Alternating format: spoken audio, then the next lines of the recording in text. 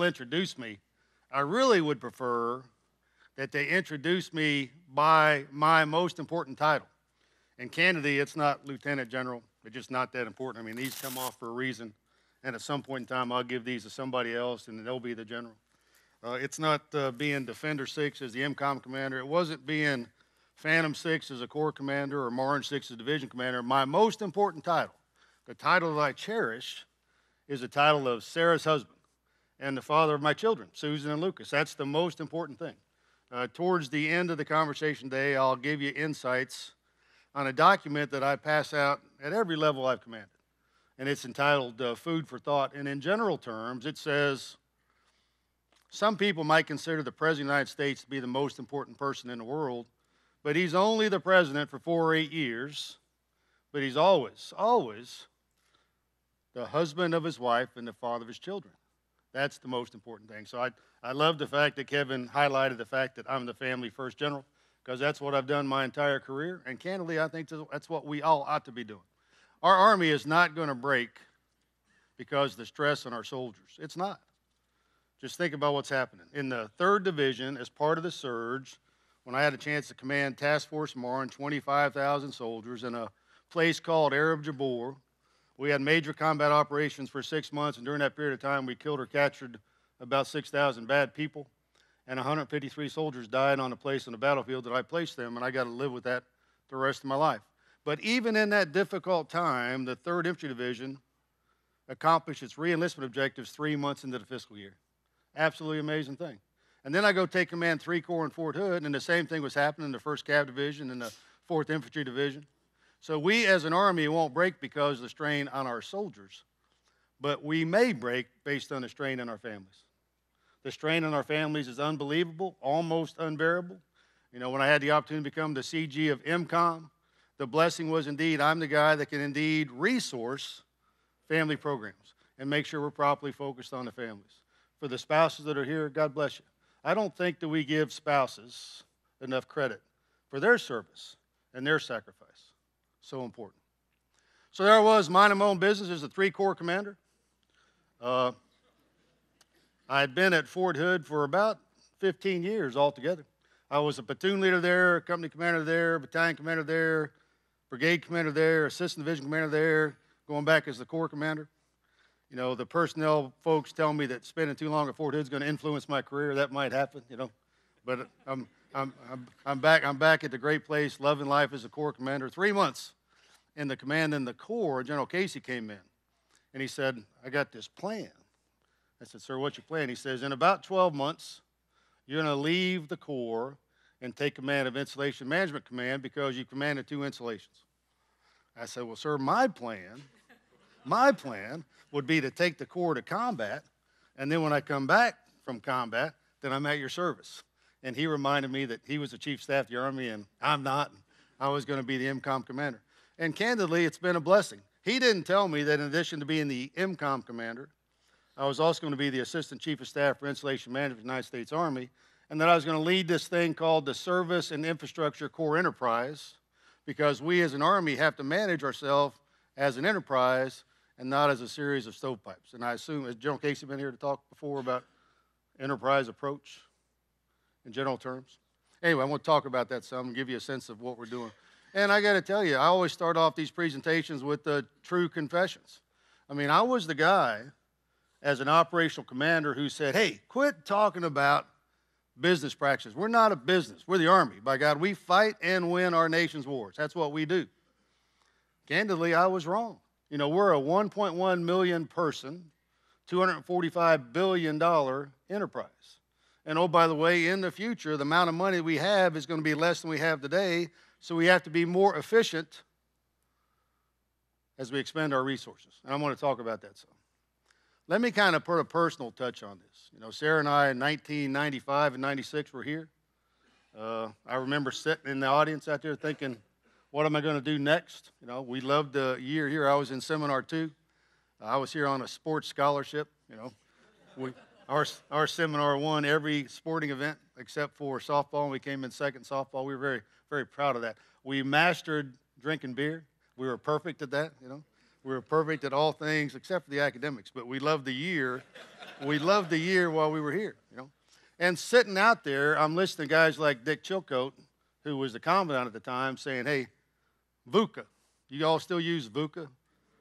I mean, this is 1996, and we were describing the world as volatile, uncertain, complex, and ambiguous. That was in 1996. Imagine what we should describe it as now. It's an amazing thing what's happened.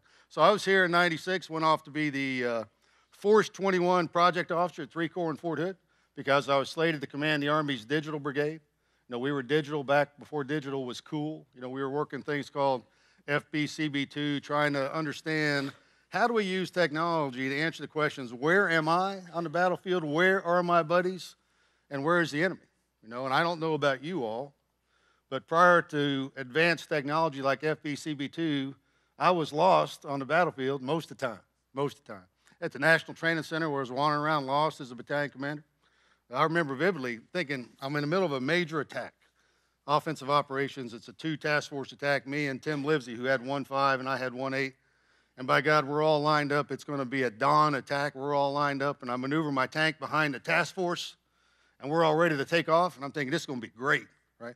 And I'm giving orders over the microphone to my task force, and I don't see anything happening. Nobody in front of me is moving, even though everybody's saying, Roger, sir, on the move, Roger, sir, on the move. And what I realized is I had positioned myself behind the wrong task force. That was pretty embarrassing in the AAR. It really was. But I had a chance as the digital brigade commander to work to refine use of advanced technology. And oh, by the way, that's what's serving us on the battlefield today with Blue Force Tracker, that kind of stuff. I had a chance to go back to D.C. and be on this thing called the Joint Advanced Warfighting Program, which did joint concept development and joint experimentation. I got selected to be a general officer and went to first to be the ADC of the 4th Division, and then immediately was thrown outside my comfort zone as the chief of staff at K4, right? 600-man staff, 29 different nations. I'm the chief of staff. And I attacked that problem and that mission like I attacked all missions previous. All right, I'm here as the chief of staff, when in charge, take charge. And I'm barking out my orders. I've got 7 general officers that work for me. And I love the fact that we've got an our international colleagues here with us today. I got 7 general officers working for me, a French one, a German one, a Dutch one, a British one, and on and on. After 2 weeks, the French general came to me and said, we have a problem. I said, what is the problem? He said, to be a member of NATO, you have to speak English. But, General, we have no idea what you're speaking. Because I was saying things like fixing to and, you know, stuff we could relate to, but they couldn't relate to it. Anyway, that was outside my comfort zone. I learned a lot. Went to Naples to be the DCOS officer in the entire Southern European Command. Went into Iraq the first time as the Deputy Chief of Staff for what I thought was political, military, and economic affairs. And was there as part of the country team with Ambassador Khalilzad working out of the U.S. Embassy. Fascinating experience. 3 months into that, General Casey called me in, much like he did as a Corps commander, called me in and said, you're now the spokesman for the force. I said, I don't want to be the spokesman for the force. He said, I'm the force commander, you're not. You're going to be the spokesman for the force. So for a year, I had the opportunity to deal with the media in a very complicated time, 2005, 2006. I was selected for command of the Marne Division, was selected for command of the Corps, and now I have the jobs as the MCOM commander of the AXM. I tell you that because as you sit out there, that's what your future has for you. So what I'm going to try to do over the course of time that General Martin's allotted me is kind of give you a sense of what that's going to be like as we work our way through difficult times as an Army. Next slide. I don't do this to impress you. I do this to make a point. I do have 3 jobs. It's the ultimate enterprise. On the blue side is the things that I do as the commanding general of Installation Management Command. We are organized by regions. One of my great region directors is here, Russ Hall, the Northeast region. It's 120,000 people in the workforce, only 2,000 soldiers. Majority of them are great, dedicated, magnificent civilians, but they're out there providing the service on the installations on a daily basis. On the yellow side is the piece that I deal with inside the Pentagon, 500 people. As the AXM, I do policies and resources for installation management across the Army. The Army has 163 installations if you look at all the components. The neat thing about this is that it is the ultimate approach for an enterprise. Remember, as the AXM, I allocate resources and develop policies. As the MCOM commander, I execute the budgets and execute the policies. I'm in the perfect situation because I find myself talking to myself all the time, right? If I need additional resources, the MCOM commander, I ask the AXM. AXM normally gives them to me. If I'm the AXM and I got this idea for a policy, I ask the MCOM commander, what do you think about it? Normally, he agrees with me.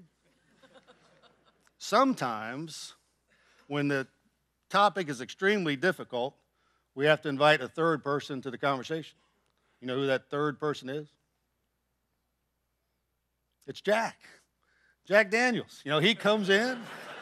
You know, after a couple hours, we've worked through most of the difficult things. We just don't remember what we came up with, but it's a good conversation.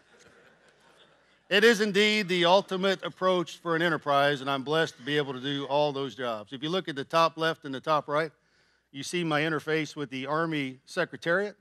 I deal directly with the Assistant Secretary of the Army for Installations, Energy, and the Environment, Catherine Hammock. I don't know if you've had a chance to be with her or talk to her, but she was hired by the administration to take our Army into the next generation when it comes to energy and the environment. Because candidly, we don't do that very well. If you want to have a long conversation with Secretary Hammock that has nothing to do with what you want to talk about, walk into her office with a plastic bottle, right? And you'll spend 20 minutes talking about the evils of plastic. And she taught me early on that there is indeed, in the Pacific Ocean, an island larger than the size of the state of Texas floating around with plastic residue. That's what we're leaving generations to come. So she's trying to make our Army be more environmentally sensitive. And oh, by the way, she's focused on the energy, conservation of energy, renewable energy, those kinds of things. So it's a magnificent, magnificent opportunity to take our Army to the next level talking to her. Candidly, she knows nothing about the Army. When I first met her, upon her appointment, the conversation was, well, what's this? What does that mean? You know, what are these things here? What's the Army do? She had never been on a military installation prior to being the Assistant Secretary of the Army, but I immediately took her, Sarah and I took her to 5 different installations, and she got the swing of what we're trying to do. On the right side is the ASA for Manpower and Reserve Affairs, Secretary Lamont, because everything we do is about the people. It's about the people, so this gives you a reflection of the magnitude of the enterprise. So let's talk about enterprise. Next slide.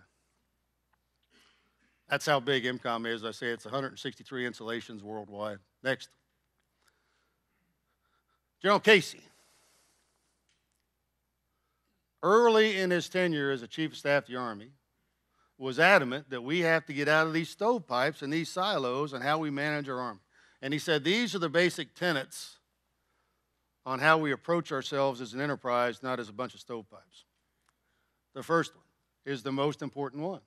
The essence of the enterprise is quit asking what's best for me, ask what's good enough for all of us. You got to be thinking about that. As I explained to General Casey, I do believe we have too much hooah and not enough doa when it comes to the enterprise, right? We get that all the time. I teach at all the GO and SES courses. We talk about the importance of the enterprise approach, and all the generals and all the SESs, they say, hooah, enterprise, hooah. And then they go back to their installations and they don't do it, right? Because just like me, when I commanded Fort Hood and Fort Stewart, candidly, I was focused on what was best for Fort Hood. What's best for Fort Stewart, not what's best for the Army. So that's an important thing that not everybody has grasped, and you need to grasp as you get out to your respective post camps and stations, regardless of what your job might be when you get out there. You got to think about what's best for the Army, not what's best for me. You got to focus on outputs and what you're trying to accomplish. When I worked for General Casey, every time you walk in, the first thing you got to tell them is, what are we trying to accomplish?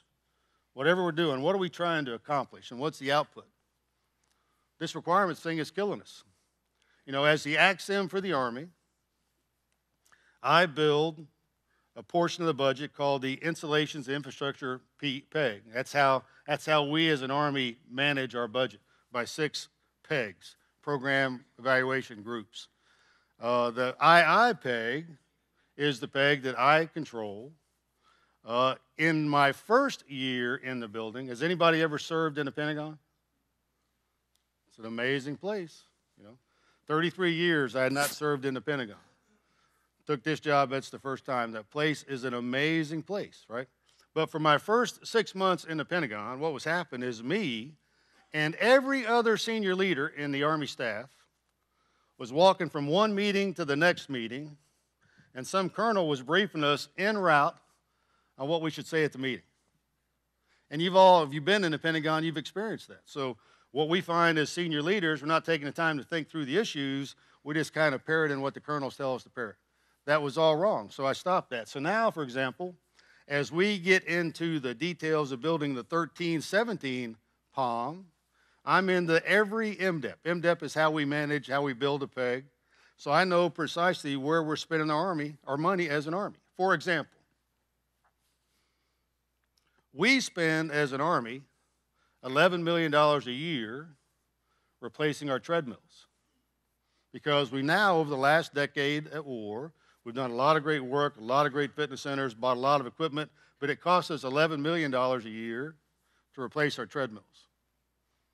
We, as an Army, spend $53 million a year on libraries. Maybe that's right. I know at Fort Hood, Texas, the library was used primarily as a place to access the internet. There weren't a lot of people reading books, but there's a lot of people on the computers. So the question is, do we indeed want that as a valid requirement for the Army? But you got to get into the requirements. You got to weigh benefits and costs. Is it worth the effort? You're getting the bang for the buck. You got to challenge conventional wisdom, look outside your organization, and then aggressively drive change.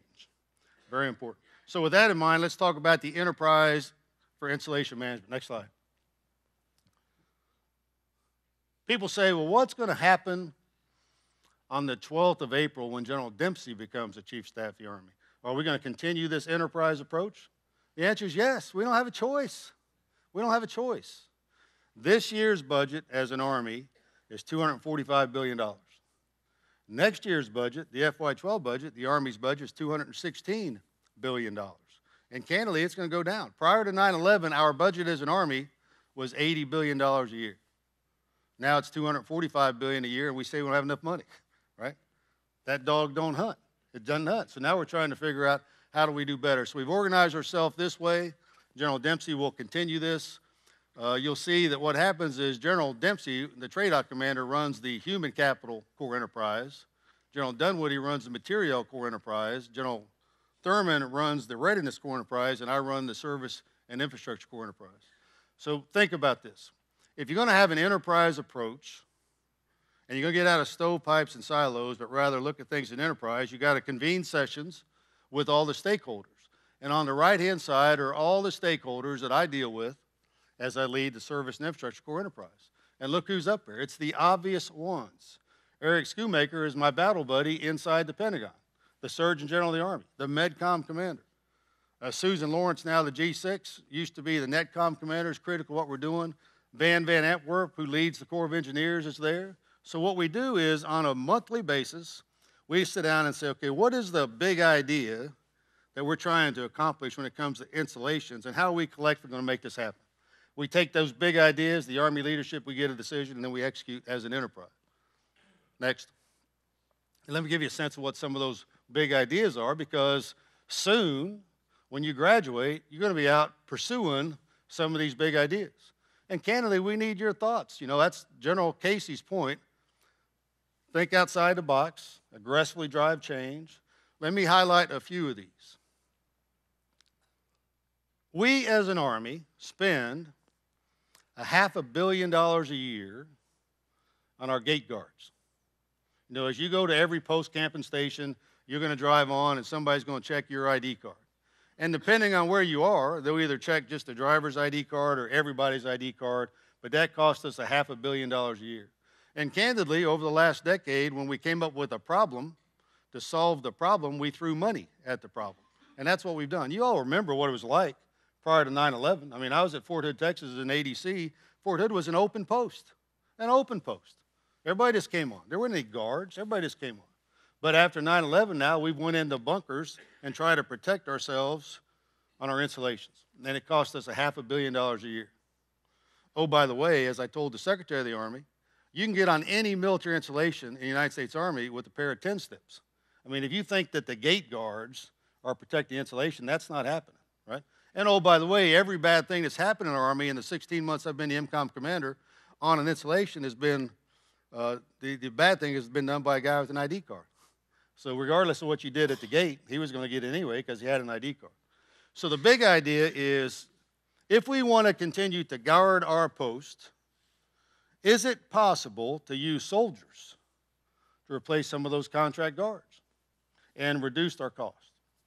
If you think about it, for those who've been in theater, the skill set that's required in theater on these patrol bases, combat outposts, is force protection. The kids in theater are guarding our bases. That's what they're doing now. In the Marine Division, we created 62 patrol bases.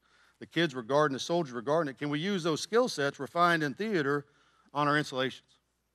And can we practice and train on our installations the skill sets they need in theater? To do that, you'd have to start putting soldiers on the gates. You think that's a good idea? Not a good idea? If you think that's a good idea, can we take it to the next level? Are there other things that are happening on installations that we currently pay contractors to do that soldiers could do? Is there a way we could do that? For example, cutting grass.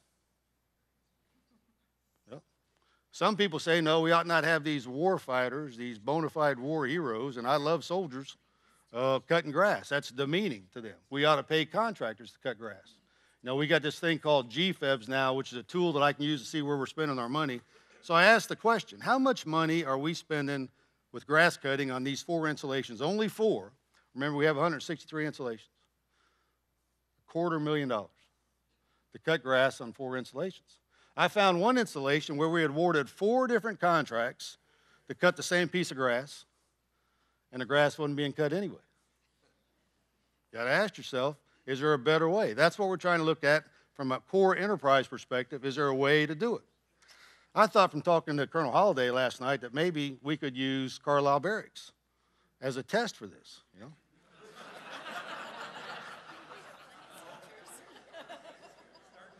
Yeah, I know you guys got a lot of free time. I know you guys got a lot of free time. Sir, maybe we could do this. I know you want to, build a new academic facility and all that stuff. Maybe we could just put these guys on the gates, save all that money. It'd be okay. They'd complain a little bit, but they would get over it, And they would demonstrate to all the Army how it can be done. What do y'all think? You think that's a good idea?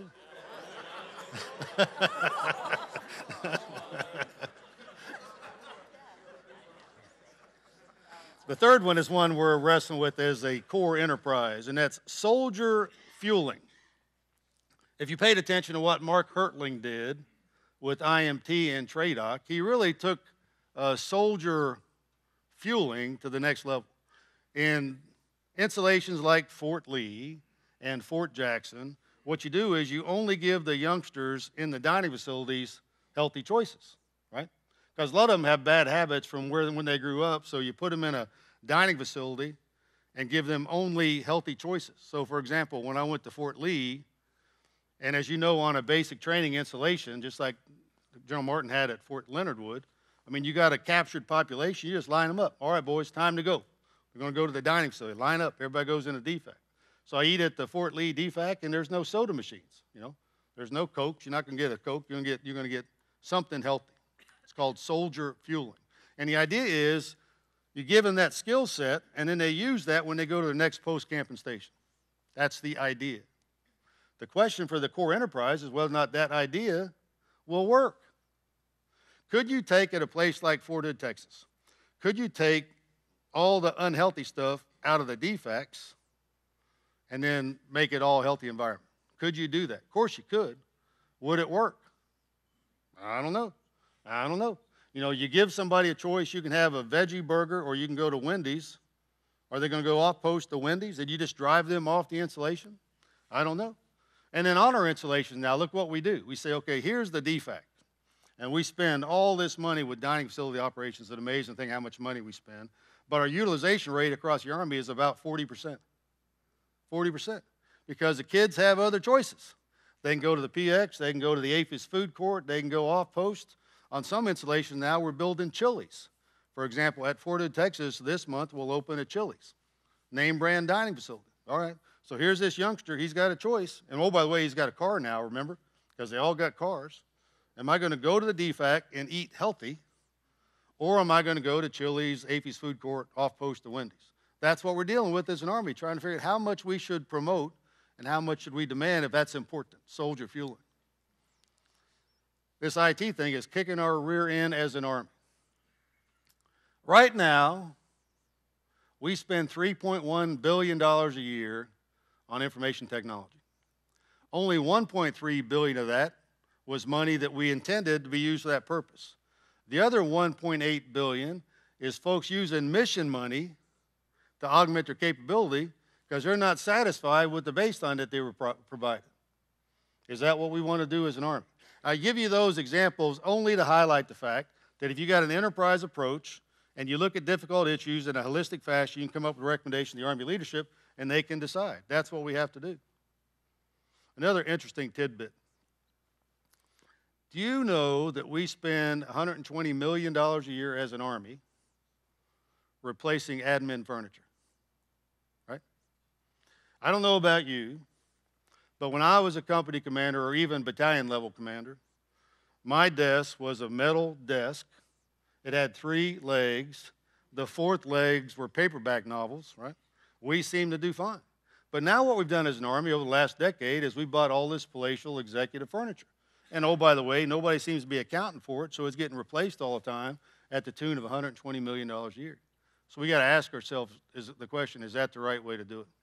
Because what you want to do is become more efficient and then apply those efficiencies to additional programs that might be more important.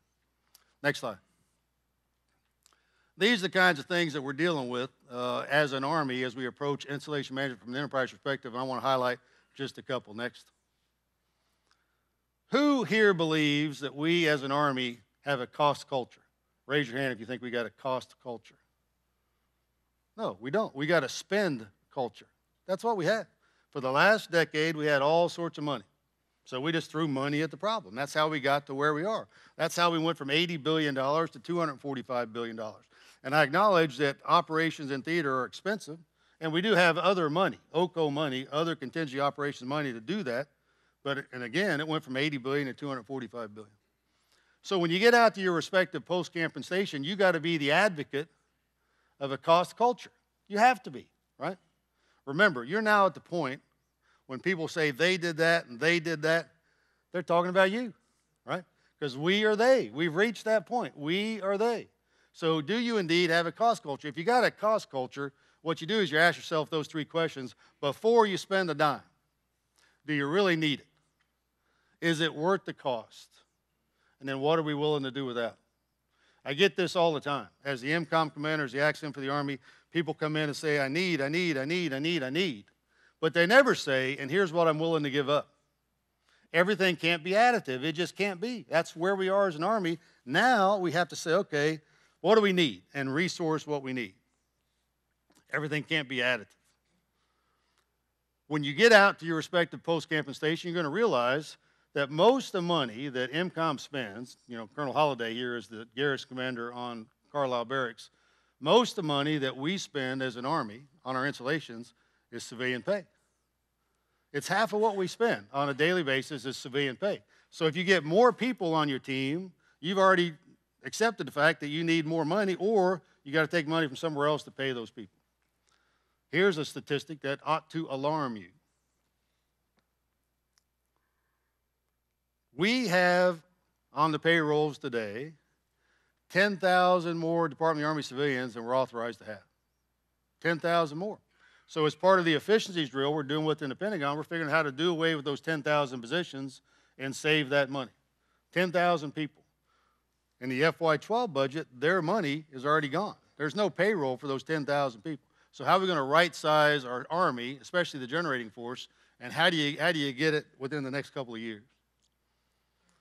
Anybody here from contracting command or have been involved with contracting in your past experience? See, think about this. You know, the essence of contracting comes down to 2 things. One is writing a detailed performance work statement. What precisely do you want that contractor to do? Precisely. And then the second piece is post-award contract management. And if you did that, you wouldn't be paying 4 different contractors to cut the same piece of grass and the grass not being cut. So I'd ask you to think about that. Half your money is in civ pay on the installations. The other half is tied up in contract management. Who here is conscious of how much money we're spending as an Army on energy? Our light bill. You know, this is another thing that would frustrate the international students. The light bill is your utility bill, right? In Hamilton, Ohio, my parents both worked at the paper factory. We didn't have much money. Potato soup was the highlight of the week. A problem for the Lynch family every month was paying the light bill, the electric bill. And many of you might have grown up in a similar circumstance, right? So mom and dad were always conscious of leaving the lights on. Can't do that. In the military, up to this point, we had sloppy energy conservation procedures in our housing. As you were growing up in the military, if you were in government housing in Canada, you probably didn't care whether or not the kids turned the lights out because you weren't paying the light bill. Sarah has always been conscious of that, but I never have been. We decided when we turned our quarters over to partners under this Residential Communities Initiative, we decided to allow them to charge for energy consumption. And we said, here's the deal. For every set of quarters, establish a baseline. You know, watch consumption rates for about a year, establish a baseline, and then if the occupants come in above that baseline, charge them. If it comes in below the baseline, give them money back. Guess what percentage of Army occupants of military housing on the RCI program get money back? 80%. 80%, because they're incentivized for good behavior, right? It's not happening in our facilities, right? As you go on any military installation, what you normally see late at night is office complexes with their lights still on, right? Because nobody turned off the lights. We as an Army have a policy that you're supposed to turn off all your computers, all your scanners, all your Xerox machines when you go home at night because it consumes energy over the course of the evening. If you did that, you could reduce your utility bill and insulation by 15%. But we got to be energy conscious as an Army because our light bill is $1.7 billion, and we need that money to be applied elsewhere. Next slide. All right, that is what I wanted to talk about when it came to installation management and an enterprise approach. General Martin is most gracious by giving me this time. And what I wanted to talk about a little, and then I think I get a chance to talk about it in more detail later, is thoughts on command in general, because many of you are going off into command either right away or soon in some kind of capacity. But before I break contact from installation management and the enterprise approach, do we have time for questions? I'm not sure how we do this. Any questions on what I talked about with enterprise and installation management and cost culture?